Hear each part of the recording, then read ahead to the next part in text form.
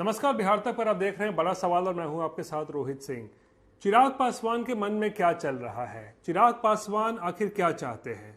चिराग NDA में बने रहना चाहते हैं या फिर वो अपने कोई दूसरे रास्ते तलाश रहे हैं? ये आज का बड़ा सवाल है, क्योंकि चिराग एनडीए में रहते हुए भी कुछ ऐसी चीजें कर रहे हैं जो कि सवालों के घेरे में है। दरअसल हम बात कर रहे हैं कल यानी कि रविवार को मुजफ्फरपुर के साहिबगंज में चिराग पासवान की हुई विशाल जनसभा के बारे में, जहां पर चिराग पासवान जो कि एनडीए का हिस्सा है और फिलहाल सीट शेयरिंग के मुद्दे पर लगातार उनकी बातचीत बीजेपी से चल रही है। इस दौरान जब दिल्ली से चिराग पासवान पटना पहुंचे और फिर पटना से वो साहिबगंज इस सभा को संबोधित करने के लिए पहुंचे, तो उस सभा में चिराग पासवान ने करारा हमला बोला। हालांकि उन्होंने नाम किसी का नहीं लिया, लेकिन उनके निशाने पर साफ तौर पर कहा जा सकता है कि कहीं ना कहीं नीतीश कुमार यानी कि मुख्यमंत्री नीतीश कुमार ही थे। दरअसल चिराग पासवान एक तरीके से कह सकते हैं तो नाखुश है। जब से नीतीश कुमार की एनडीए में एंट्री हुई है, उसके बाद से ही चिराग पासवान जो है वो नाखुश बताए जा रहे हैं। और इसकी शुरुआत तब हुई थी जब 28 जनवरी को बिहार में शपथ ग्रहण समारोह हो रहा था और उस दौरान भी बताया गया कि चिराग पासवान शपथ ग्रहण समारोह में शिरकत करने के लिए तैयार नहीं थे, वो नाराज थे। और फिर जेपी नड्डा बीजेपी के राष्ट्रीय अध्यक्ष को अपने विमान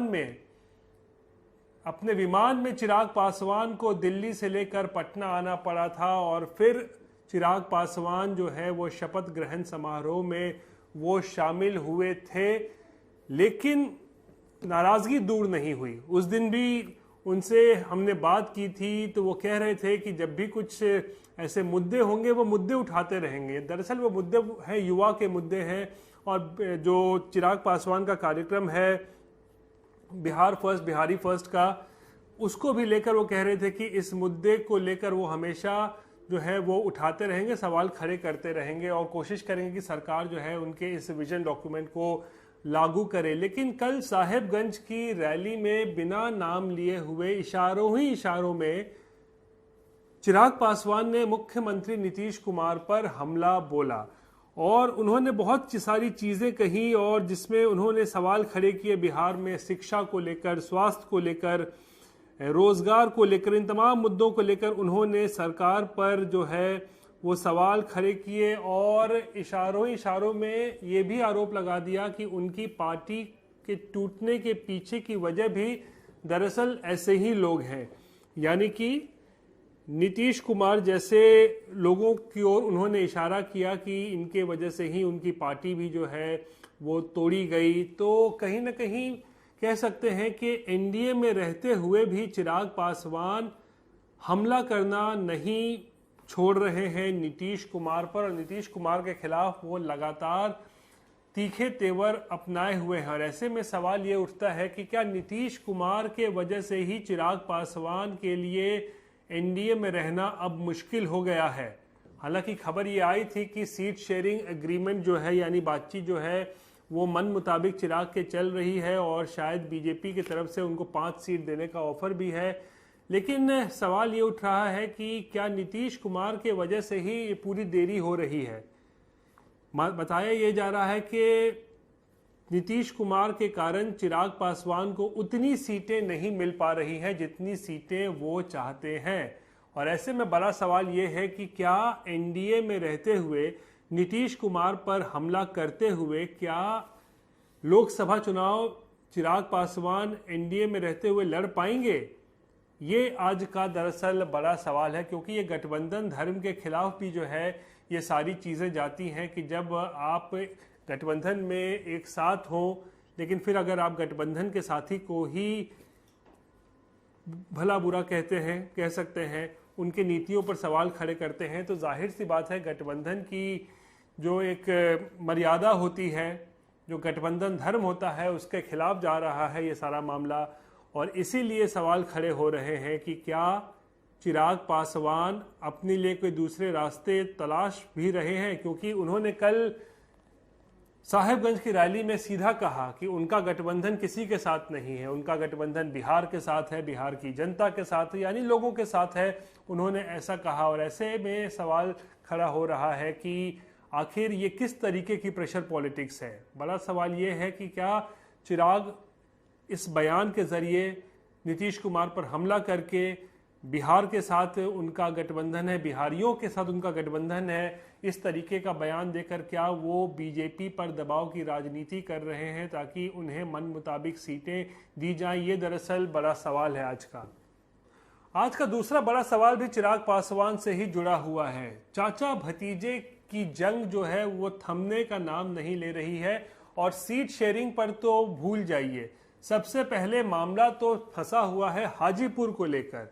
हाजीपुर लोकसभा सीट आखिर किसकी होगी, कौन लड़ेगा आगामी लोकसभा चुनाव हाजीपुर से, ये बड़ा सवाल बना हुआ है। हालांकि सूत्र हमें बताते हैं कि चिराग पासवान के लिए कुछ रास्ते जो है वो आसान हो सकते हैं, यानी कि बीजेपी शायद उनको हाजीपुर लोकसभा सीट लड़ने के लिए दे सकती है, लेकिन पशुपति पारस भी जो है वो मानने को तैयार नहीं है और पशुपति पारस जो है वो लगातार हाजीपुर सीट पर भी अपनी दावेदारी ठोक रहे हैं। कल साहेबगंज की रैली में चिराग पासवान ने स्पष्ट कर दिया कि आगामी लोकसभा चुनाव उनकी पार्टी वैशाली और हाजीपुर से तो लड़ेगी ही लड़ेगी, यानी कि हाजीपुर सीट पर जबरदस्त तरीके से कल चिराग ने दावेदारी ठोक दी।